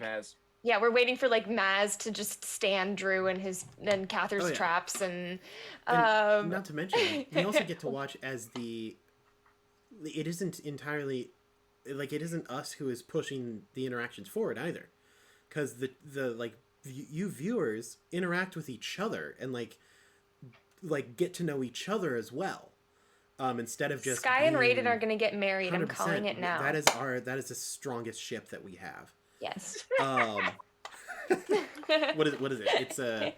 It's Skyden. Skyden? Oh, and Skyden is that's a main character name if I've ever heard. Well, here's the deal. Skyden was an NPC in the Quincy one-shot. I heard. And yeah. Just saying. That's kind of fun. It's real. Yeah, and then it's super cool. Like being like, "Hey, I want to play like Dungeons and Dragons games or set up a one-shot or putting like, hey, let's share recipes in the Scarlet Tastes chat." That's a thing that we have. We do. We have a Scarlet Tastes chat, and you can get recipes off of it. We have a couple of very proficient bakers, and cooks, doing stuff. I love food, dude. I'm so excited. Also, the bingo is another super cool thing that has been popping off. I'm just saying, that was like a joke, like when we first started it, because we just had so many technical difficulties, and then we were like, "What? Mark down technical difficulties on the bingo sheet." Then we made like and then we made a bingo sheet where the literal row was just technical difficulties. It was just technical difficulties, and then y'all just started putting together. Lydia and a couple people from the chat made an actual like randomized bingo thing. So here's the deal with last episode's bingo. I don't know if you guys have been made aware of it. So that your mom got a bingo. Well, my mom won bingo, first of all, yes. But there was it's in the chat at one point. Is Sky like they check with Maz to coordinate what counts as what square, and Maz is kind of mediates as if it counts or not. And Tarak dies, and we're all sitting there like just taking it in. Yeah. And Sky goes in chat, "Maz, does this count as an existential crisis?" And Maz goes, "Yes." And then Sky goes, "Bingo." And it's in chat. It's not in chat, but it's in the Discord chat. Oh, that's funny, actually. Oh man, that's real good. I love the fact that track death caused a bingo, and I think that's great. Oh, it's so good. Also, because it was like people were crying in the voice chat, and then just to have that happen while everybody is like feeling the feels, It's just like bingo. Bingo. Congratulations, you've won. Oh man. Oh my goodness. Y'all are killing it. I'm just saying. I know a lot of like content creators talk about how cool their community is. Not as cool as ours. No, you guys are literally so much fun. Not even close. I've literally had to restrain myself from joining voice chat all the time because I just want to hang out with them. But I'm like, I have work to do, but I just want to hang out with them all the time. Yeah, because the last time that you had work to do and you got into the voice chat, it turned into like 3 hours of people making memes about you not doing your job. Yeah. And you were one of the ones making the memes. I was the main one making the memes.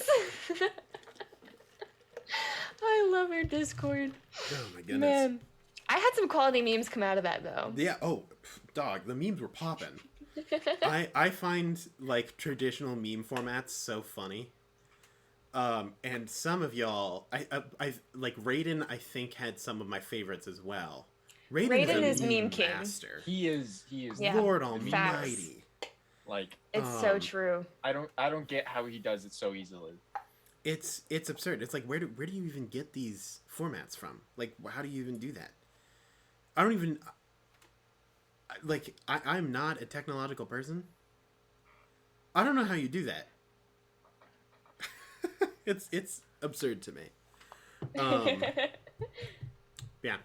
It's been a blast. I'm excited for when we get back after next month. Also, we've got probably a couple of special things planned after the break, because like once DJ gets off break, he has like a break that he wants to take, and then he's gone like the week after that week. So it'll take a little bit longer than just 1 month to actually get back into the main campaign. But like I think we'll have maybe like a pre-recorded thing or two that is main campaign, but is kind of similar to the character one-shots that we did at the start. Just a way to kind of get us back into it. And then we also have a potential maybe other special thing that could be cool. Oh, Freckled Ginger with the joining the voice chat. I feel ya. That was me. I was really scared when everybody was like, let's go do voice chat this one day kind of thing. And I agreed to it. And I was like, oh God, I'm so afraid because phone calls are my biggest fear. But take comfort in knowing that it's like, it is open for everybody at any time. It's never a like, oh, this group's gonna hang out in voice chat, but it's like we don't really want anybody else. Like we want people to join all the time. Have clicks. Literally, we hear the Discord thing go off when somebody joins, and we go, who's here? And like, we are. And that's excitement, not fear. So yeah. Well, it's a little bit of fear. It's a little bit of fear, but. Yeah. But yeah, you should definitely join voice chat whenever you're comfortable, of course. But... And that's a lot of the reason that I also like to stream like whatever game I happen to be playing at that time. Because like at minimum you can kind of sit there and just watch something happen and then like kind of get warmed up to talking at some point in time as well. And just as it is on the Twitch channel as well, we love our lurkers. Like if you just sit muted in a voice chat, you are valued. I mean, I do it. I do that. 100%. I mean, it's not uncommon for people just to lurk. They like they're at work and they just join the VC just to listen. Dog, 100%. Give you something to listen to and feel like you're a part of something. I sent to the Discord one time. Raiden does it all the time. It was like, hey guys. Hey, Maz is in Hangout right now. Oh, what a punk. Hate that guy. Raiden, we love you. At least I do. Yeah. Your Stan-E is your fan at least. We'll see. The thing is, I'm a Maz stan as much as Maz is a Drew stan. Well, it's a good. Hey, relationships need two sides. Exactly. But yeah, like I literally messaged in the Discord one day. I think it was Halcyon and Handskate were in the voice chat, and I was like, "Can I hang out in the voice chat? I don't think I'm gonna say a lot. I just want to feel included." And they were like, "Yeah, stop on by." And then we talked about a whole bunch of stuff. It was like legitimately one of my most entertaining conversations I had. I got to talk. It's fun About like accents and like Doctor Who. It was super awesome, and like learned a whole bunch of stuff. Got to talk about a whole bunch of things. Talk about baking food and going places, and it was just a great time. And the cool part is that they were already talking like without us. Like they were just like, "Hey, want to hang out in the voice chat?" These two random people, one of them like literally on opposite sides of the world at that point in time. She's like, "Hey, I want to hang out and talk about like gardening," which is awesome. I just think it's really funny though, because as soon as I saw Maz and Hangout, I immediately was like, "Oh, we need to wrap this up. I want to go hang out with Maz." Oh, man. Oh, we've got 20 minutes, guys. We had 20 minutes. What do we do for 20 minutes? Stall. Want to talk about Twilight? No. Twilight. Why do we do that? Because we always resort to Twilight. Here, that's what we do, Drew. God, it's like you aren't even paying attention. God. No, well, I mean that's. No. Yeah, get shut down, you chrome son of a gun. God. Oh, let's see. So we hyped up our Discord. We hyped up our Discord people. We talked about Camp Cryptid Monday. We got the covered of the last episode. Oh, Aaron, did you ever listen to the song I added to the nice playlist for Tibet? Come on, man. I'm sorry. I'm a bad person. I'm a bad person. I know. Send it. It's easier if you send it anyway. text. You know, I think Lydia. Although I think you were the only person who Aaron feels bad about like not doing a thing. That's fair. I value her opinion much more than the rest of yours. Like if myself or DJ or Grant was like, "Hey, Aaron, you should do this thing," and he's like, "Okay, yeah, whatever," like, and we told him about, like, "Hey, have you done the thing yet?" He'd be like, "No, I haven't done it. I'll deal with it." Screw you guys. I'm not going to do it anyway just because you asked a second time. Exactly. Now, if it's you, he's just like, "Oh crap, I totally forgot." He's like, "Oh." A nickname for Pringles. Pigalis. Pringles. Like name? Yeah, is this like a name of an animal? Like I can imagine you naming like a hedgehog Pringles. This is an important question. Or are you talking about the food Pringles? Because I agree with Halcyon. Pongles is not a bad name for Pringles. Pongles is great. I support Pongles. Or even just Pongos, like Pongos. I'm going to eat some Pongos. Or you could call them disappointment. Do you not like Pringles? I don't like Pringles. You don't like Pringles? I don't like There's Pringles. so many things that you don't like that I'm just like, you might be the devil. It's hard to know. Where'd he go? Like, what don't you like about Pringles? I don't like how flat they are while also being curved. So also, to be fair, like the fact that they're one of your family members agrees with you. Is that your grandma? That's my grandma. Grandma also doesn't like Pringles. Man, your family's cursed. Shout out to Gma K. No, okay. Everybody's with me. See? So I'm they're not saying that they're It's not that they're bad. They're not bad. They're just really disappointing, and I don't like them. My life changed forever when I ate salt and vinegar Pringles. I didn't know that I liked that flavor, and now I do. Oh, and so it's game over. There was one flavor I've tried of chips, while it was on the Idaho trip. Grant had me try these chips. It was something with cheddar. Cheddar, maybe? Sour cream and cheddar. The cheddar sour cream. I think that might be it. Tried that. Something like that. Those are great. They were pretty good. I liked it. I enjoyed it. I'm trying to think. Someone said something that made me think about a thing. Oh, yeah. While we're on the topic of food, bold claim, cookies from Jimmy John's, not it.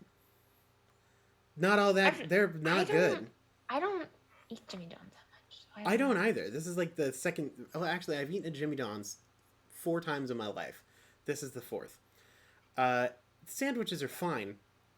Cookie, not good. I can't eat their chips though because their chips are like cooked in peanut oil, and I'm allergic to peanuts. Yeah. So I was like, I'll get a cookie instead because that's part of their meal. Cookie, not good. It's kind of disgusting. I literally took But one I bite like and I'm a like, cookie. this just doesn't taste good. If you Ew, like the cookie, Grant's I think here. you're wrong. Which is, all the reasons why Subway's better. Let's not talk up Subway that much. It's not that good. I mean, okay, but it's better than Jimmy John's. That's fair. I agree with you. So the thing about Subway, and Grant and I have had extensive conversations because Grant is a Jimmy John's stan. All right. You guys literally just made my stomach growl. Well, good. I think I like Subway because Subway is exactly what you expect. Not to say that that's good, but you go there and you go, I'm going to order a sub that tastes like a sandwich. It's not going to change my life forever. I'm not going to sit there and be like, oh my god, this is so delicious. In fact, I'd rather not even question if their ingredients are actually their ingredients. You go there and you say, I would like these things on my sandwich. Okay, I'm about to make a And then you just eat mistake. the food. I'm going to walk away for a moment to go get some food. You do that. You've got Please 15 minutes before we don't need to end. destroy the world while I'm gone. Okay, I'll good. be right See, back. Halcyon knows. Just because you've gotten food poisoning multiple times from Subway doesn't mean that you don't eat at Subway. I'm so sorry. Because you go there and you expect to possibly get food poisoning. Like, that's just part of the experience of Subway. I've never got food poisoning from Subway. I also never have. Maybe you just need stronger, like, will, Halcyon. Maybe the Subway gods have rejected you. Yeah, and the sandwiches are, like, pretty dang fine from Jimmy John's. I like the fact that you can get an extra 4 inches compared to a foot-long sub. But they're also more expensive. And it just feels a little too highbrow without enough of the worth of the highbrow. Mm-hmm. Well, Grant, you can go. Like, you are freely able to leave. I can hardly listen. Well, we are not sorry, Grant. Grant, I might be able to kick you. I can demod you for sure. 1-star review Apple Podcasts. This is table scraps. This isn't good. This doesn't get a podcast. Oh, What did I Halcyon, you were miss? getting a tuna melt? That's why you're gonna get food. No, you'd never order the tuna from Subway. That's how you die. The tuna isn't even tuna. Like, I'm pretty Guess sure what that I there was a study. Is it Cheez-Its? It's a cosmic brownie. See, that's good. But, like, no. If you get the tuna from Subway, expect to die. Expect to die. Tuna, I'm pretty sure they did a study on the tuna from Subway, and it was like, oh, there's actually pork in this. It's just meat byproduct. It's basically just a mushed up hot dog. And so, like, yeah, no, if you're going to Subway for the tuna, you deserved food poisoning. Like, bold statement. Also, Handskate, you continue to be wrong about your opinion of cosmic brownies. These are these are hills I'm willing to die on. Multiple hills. Oh yeah, and the bread at Subway is not considered bread in several countries. That is also another true fact. Interesting. So, Bubby, eat free. You don't eat fresh. It's been sitting in that refrigerator for the past, like, 10 days. But you know that. And if you walk willingly into a Subway, you know exactly what you're going to get. Potentially food poisoning. But you still eat there because you're like, this is cheap food that I can shove into my stomach and it will fill me up. End statement. It's the Taco Bell of sandwich places. Yeah, pretty much. There's Little Debbie ice cream. That sounds like it would cause me to immediately get diabetes. I'm in. I had the same thought. Like, I'm just like, man, that sounds amazing. Also, 100% sugar. Grant, you're the only one who knows how to do sound alerts. I don't care. Oh man. I will agree. I don't know if Little Debbie treats are bad. No. Are they good, Little though? Debbie are the good ones. Hostess is the bad ones. I don't think either of them are particularly like what I would consider good. I would consider them on Subway levels. If you buy them, not because you're like, this is going to change my life, I'm so excited to eat this food, but because you are looking for a very specific sensation, and that is the quickest and easiest way to get it. I don't know if, like, Little Debbie ice cream, that feels like you could just go and grab the, like, bag of sugar you have and just eat that. That just seems wrong. I'm for it. Oh, man. Guys, somehow after all of that talking, we still have 10 minutes. I'm okay with ending it here, honestly. It's pretty dang close. No, I still have half a cosmic brownie to eat. You need to eat faster. And you have to eat that on stream? Yeah, of course. It's cosmic. I mean, I don't. I mean, if you... The sooner you guys leave, the sooner I can go hang out with Maz. So this is my absolute favorite thing. The automatic, like, permitted terms in our chat. Twitch is awesome because they like ignore so many things, and then someone will say like the easiest, like, just a normal phrase, and they're like, oh, I'm sorry, you can't say that. Like I think Halcyon called me a coward earlier.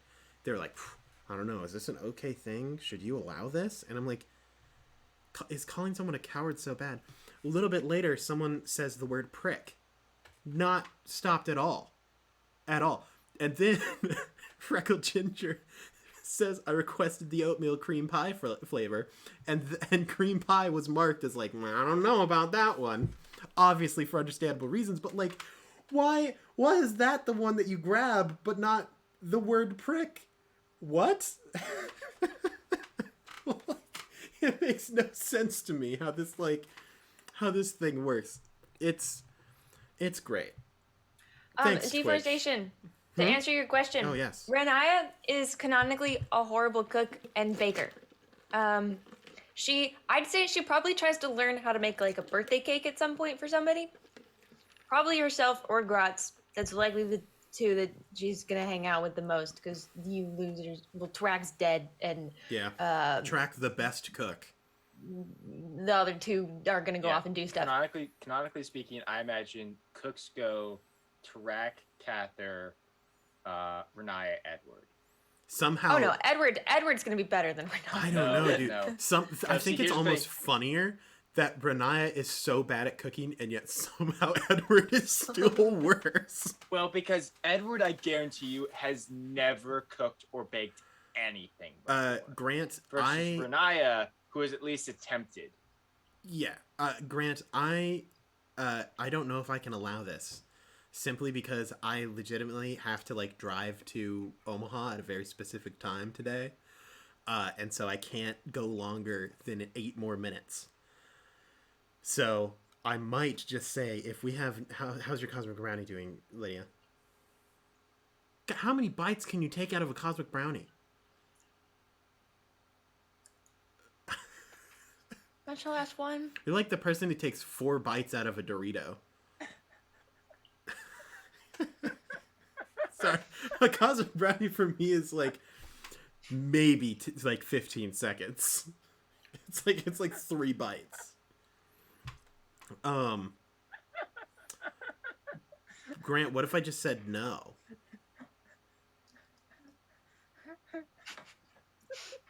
Let him in. Let him in for like 2 minutes. But now I have to. Oh my goodness. Okay, Make it real fast. We'll make it real fast. We'll get him on, and then we'll end. I'm not gonna lie. There's something about that insult, Aaron, that really got me. Just like, you're the kind of person who takes 4 bites out of a Dorito. The worst insult I've ever gotten. Grant, and you know that Grant's gonna show up on his phone. You know Oh, that yeah. that's how he's going to show up. I'm He's waiting going to be for in it. his car, I'm waiting for driving it. home. And it's gonna be real loud and obnoxious. What oh did I my tell god! you? We literally guys. called it. We knew. We Am I knew on you the were gonna screen? be. Am No, I you're live? not my yet. God. Why wouldn't you? We freaking I called have it. to Why gosh would you dang do that? edit everything, Grant, because you're Is calling he in in from here? your phone. Don't worry about the names. Just get him. Just let him see how Yeah, right just- we were. They can see you now. We freaking guys. called it. I'm in a Target parking lot. I wanted to show you guys that I got some Starbucks. It's yummy. And also, Jimmy John's, I think, gets a bad rap, and I don't know why. Jimmy Because John's is they really make good. bad raps. No, it costs a little more, but like I feel like objectively, it's better. Like better ingredients, better. I feel like you are tastes. horribly biased. Also, the oatmeal cookie slaps. You cannot dissuade me. Slaps are what painful. else? Just like Last listening to you session was a speak. banger. Oh my Um, god. Also, my PC came in, so it's at my house. Sweet. Yay! Are you going to stream later? Yeah, Not are you? today. No. I have too much to do. You guys know. I have too much Yeah. that I haven't done yet that I need to do. Yes. But I only probably have 30 seconds left on the clock. So, guys, tune in for Camp Cryptid. I'm glad I got to stop by at Table Scraps today, and adios. If he just leaves, I'm gonna be so mad. Oh my god, I'm mad. Oh my goodness. Don't worry, I had transitioned almost flawlessly. We have 5 minutes left. Does anyone in the chat have anything left that they would like to talk about, or any of the, specifically anything that they would like us to talk about, or do any of my guests here, Skyros? As much as I support our love of ska, I've got places to be. Hal and Sky are in Hangout now. I wanna get over there. So Lydia and Drew, is there anything y'all would like to talk about? No. How old will all of the characters be post-break? Still 13 is my answer. Renaya. Okay, so if Renaya's about. Okay, so yeah, shoot, I have to do math now. Okay, Renaya's between 50 and 54. Her actual birth, how old she is, isn't known. She doesn't know. So she's gonna be mid 50s, mid to late 50s. Okay, give me 1 second here. I gotta double check something. Hold on, Drew has to figure out how to add 3 to his current age. Well, I have to remember. Do I have it somewhere here? Oh, I don't. Okay. Well, okay. So I want to give 2 answers. So, Cather was 149 by the end by where we are now. So 3 years later, he'll be 152. However, technically speaking, he's actually 200 and let's see, 222. He's actually technically 223. So then it would be 226 after the time skip? No, 223 after the time. Okay, 223 after the time skip. Yeah. That is the answer to your question. And then Edward is He's 23, I something believe, like so that, he'll be some like dumb 26. Like a young punk. Like a baby. He'll be Like a either little 26 or loser. 27. I think. Yeah. I can't answer how old my character will be. Yeah. Because that would be a spoiler, Secrets. and we can't do that. Secret. I can say, as an effort to get more people into the Discord, I have posted art of my new character at some point in time. I can't tell you which one of the multiple arts that I've posted is.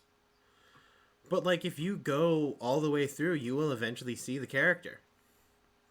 Only way It's you can true. do that is if you join our Discord, which is now means it's time for our obligatory end of stream plugs. Hey! We have Instagram, TikTok, Twitter, social medias, all sorts of things like that. They're awesome. You should check them out.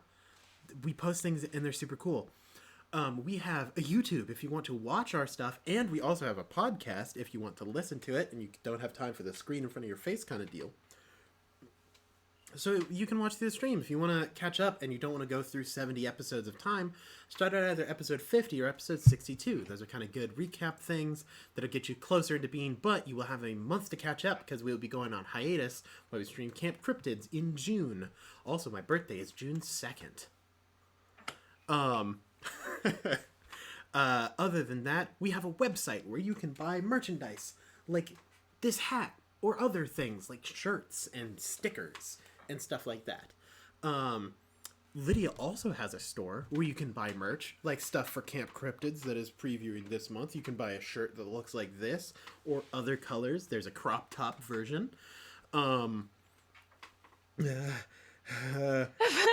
Breathe, Aaron, breathe. I'm trying to think, what else do we do? Oh, yeah, if you want to support us, there's a lot of ways you can do that. If you want to support us, the easiest way is to just tell your friends about us. Get them watching the stream. Get them following. We just hit 900 followers on Twitch, I believe. Heck yeah! During this stream, so that's awesome. Nice! And then if you want to support us more monetarily, we have a number of ways that you can do that. You can donate directly through Streamlabs. We have a Ko-Fi or Coffee or however you want to pronounce it. And we also have a Patreon, and we will be doing more Patreon stuff. Part of the conversation we had last night is trying to figure out what exactly we would like to eventually be doing with that Patreon. I actually have a very little video that will be hopefully added to the Patreon soon. And we have some things on there. A lot of it is like behind the scenes stuff. We will be doing more of that. So if you want to support us, that's some of the ways that you can do so. Of course, we also appreciate subs and donations. If you have Amazon Prime, you get a free sub. It's a Twitch Prime sub, and it's really good for us because normally it's $5 for a normal sub, but we only get $2.50, but we get the full $5 from a Prime sub. But they don't automatically renew. So if you are someone who has used a Prime sub in the past, which we greatly appreciate, you might have to stop by and do it again because it only lasts for a month. Is that everything, guys? Did I do it? I think so. I think you did really well. You did good. great. We're past the Good job. 2-hour mark. We made it. I stalled for long enough. It has been an absolute blast. Thank you, Lydia and Drew, for stopping by today and talking about all that stuff. About D&Ds and stuff. Yeah, about D&D and plans for the future and helping me stall for 2 hours of time. Thank you, everyone in the chat, for stopping by. We would love to talk to you more in our Discord during the times that we're not streaming and stuff like that. I'm going there now. Yeah, Well, not Lydia's now. hopping in that voice chat on the double. So yeah, it is a blast. We appreciate you greatly. You all are awesome people.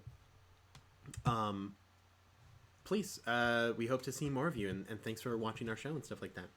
Only thing I have left to say is good luck and Godspeed. We will see y'all next week. Bye. Nice, nice.